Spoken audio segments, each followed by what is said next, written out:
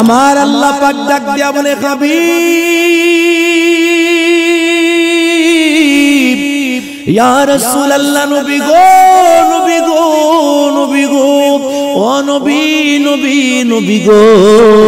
লাকাদ জাআকুম রাসূলুম মিন আনফুসিকুম আমার আল্লাহ পাক ডাক দেয়া বলে তোমরা যখন কঠিন বিপদের মধ্যে পড়ে যাইবা কঠিন বিপদ আপদের মধ্যে নিপতিত হয়ে যাইবা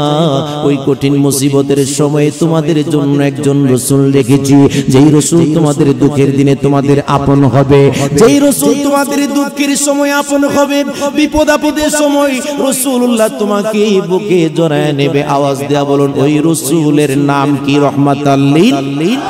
মাশাআল্লাহ জোরে বলুন রহমাতাল লিল আমার নূরের নবী রহমাতুল লিল আলামিন নূরের নবী হায়াতুন নবী জিন্দা নবীজি সাল্লাল্লাহু আলাইহি ওয়াসাল্লাম কাল হাসরের ময়দানে আমার আল্লাহ পাক ডাক দিয়ে বলবে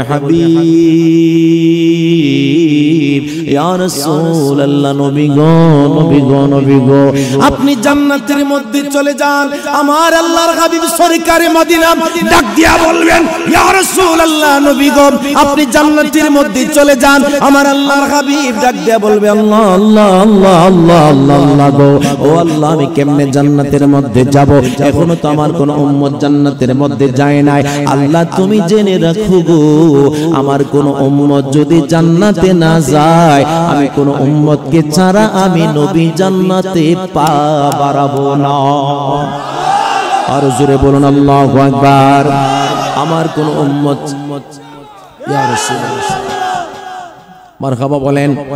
আমার কোন উম্মত ছাড়া আমি জান্নাতে পা বাড়াতে পারবো না আরে কেমন নবীর উম্মত আপনি আর আমি যেই মায়ার নবী ৬২ বছর পর্যন্ত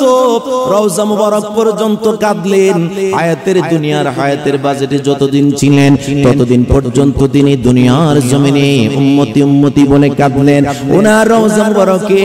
এখনো উম্মতি উম্মতি বলে কাঁদে আমার নবীজির দৌহিত্রীর জন্য কাঁদেন নাই ইমাম হাসান হুসাইনের জন্য কাঁদেন নাই মা ফাতিমার জন্য কাঁদেন নাই অন্যান্য আলী আওলাদের জন্য কাঁদেন নাই আমার নবী ডাক দেয়া বলেন আমার একটাই শুধু স্লোগান আমার একটাই শুধু কথা আমার একটাই শুধু বাক্য